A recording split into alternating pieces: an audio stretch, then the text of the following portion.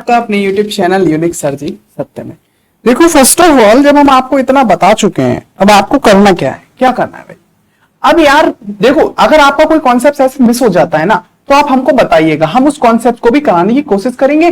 और I hope I will try that कि I complete all of concepts for your IIT JEE preparation. आपके IIT JEE preparation के लिए जितने भी कॉन्सेप्ट आपके इंपॉर्टेंट है, उन सभी कॉन्सेप्ट को मैं कराने की कोशिश करूंगा। तो देखो यार, आपको बस सपोर्ट करना है, आपको बताना है। अगर आपको कोई ऐसा कॉन्सेप्ट नहीं समझ में आता, मैं आपको यार पर्सनली भी बता दूंगा, ठीक है। अभी तो फिलहाल सब कुछ है, क्या है, बस आप यार लाइक एंड सब्सक्राइब करवाओ जल्दी से, बहुत फास्टली, ठीक है। अब देखो कुछ कॉन्सेप्ट्स को हम और समझ लेते हैं। और समझने वाले कॉन्सेप्ट क्या है यार, ये जो कॉन्सेप्ट है, image of a point related to line. अब यार यहां पे अगर हमारे पास कोई लाइन है, image of a point related to line, ये लाइन है और ये लाइन की हमारी इक्वेशन है ax प्लस बी वाई। अब ये हमारी लाइन की इक्वेशन है ax plus b y plus c is equal to zero. अब दिस टाइप ऑफ इक्वेशन में आपको करना क्या है यार, करना कुछ नहीं है। ये देखो, ये आपकी लाइन है, अब इसके ऊपर एक पॉइंट है। अब ये पॉइंट सपोज करो, ये कुछ भी पॉइंट x1, y1 आपका पॉइंट है। अब ये x1, y1 पॉइंट है सॉरी।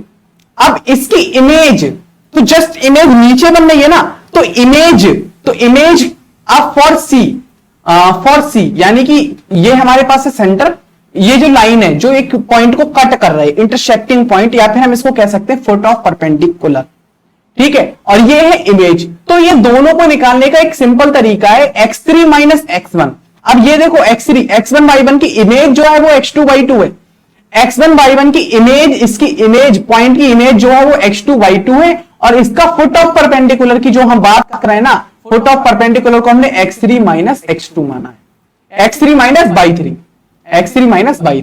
अब x3 माइनस बाई थ्री हमने मान लिया। अब देखो x3 माइनस x1 करना है आपको, मतलब कि x3 minus x1 upon a, ये लाइन से आप a निकालेंगे। अब देखो आना क्या है ना, आपके पास इस पॉइंट अब x3 माइनस x1 की वैल्यू आपने रख दी, x3 x1 आपको गिवन होगा। अब यहां से आप क्या कर सकते हैं, आप यहां से बहुत सी चीजें कर सकते हैं, यहां से आप पॉइंट निकाल सकते हैं।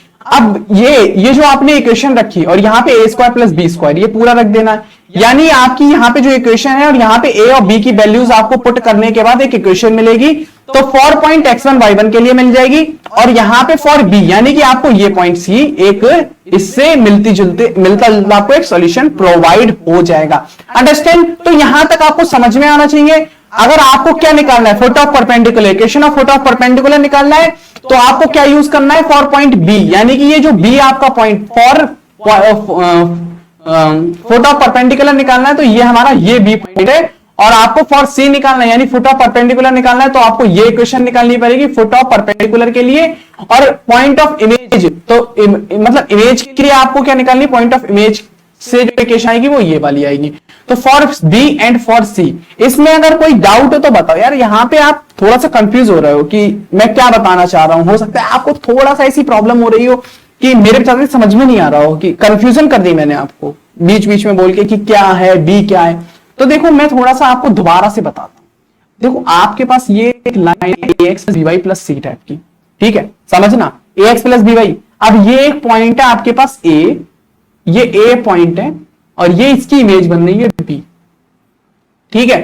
अब यहां से फुट ऑफ परपेंडिकुलर हो गया जो लाइन पे ये पॉइंट आया, तो ये हो गया c। तो c के लिए आपको ये करना है, यानी x3 माइनस x1, यहां पे आपने x3 माइनस x1 किया, मतलब कि इस वाले पॉइंट में से इस वाले को माइनस किया, सेम y3 माइनस y1, तो आपके लिए b पॉइंट के लिए आया। अंडरस्टैंड? किस पॉइंट के लिए, c पॉइंट के लिए आया। यार मैं गलत बोल जा रहा हूं बार बार, ये c पॉइंट के लिए आया। जब हमने c पॉइंट का एनालिसिस किया, यानी c पॉइंट का एनालिसिस किया तो ये पॉइंट के लिए आया, और b पॉइंट का एनालाइज किया तो हमने b वाले पॉइंट में से माइनस किया, इस वाले पॉइंट में से माइनस किया। अंडरस्टैंड? अब मेरे ख्याल से आई होप आपको ये समझ में आ गया होगा। ये स्ट्रेट लाइन का थर्ड लेक्चर है, और इस थर्ड लेक्चर में हम बस दो कॉन्सेप्ट जो नहीं है, मतलब जो मैंने नहीं बताए हैं। यार इतने सारे कॉन्सेप्ट्स बताओ, इतनी कम वीडियोस में आपको समझ में आ रहे हैं, तो इतने सारे कॉन्सेप्ट्स को मैं आपको बता रहा हूं, डील कर रहा हूं। ये थोड़ा सा पंखे के साथ भी पसीना आ रहा है, और कूलर इसलिए नहीं ऑन किया है कि वॉल्यूम जो है आवाज ज्यादा बाहर की ना आए। थोड़ा बहुत तो आ ही रहा है यार ऊपर से, कोई बात नहीं, सही लग रहा है, स्मार्ट लग ही रहे होंगे।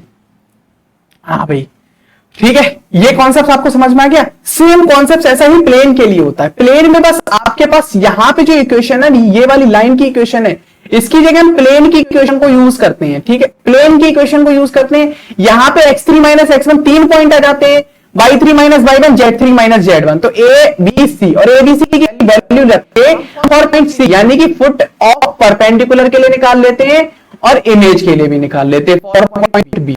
सेम कॉन्सेप्ट है। अब हमने क्या किया, यहाँ पे x1 y1, ओ यहाँ पे जो पॉइंट है वो थोड़ा सा मिस कर दिया, z1, और यहाँ पे जो x3 y3 z3, और यहाँ पे x2 y2 z2।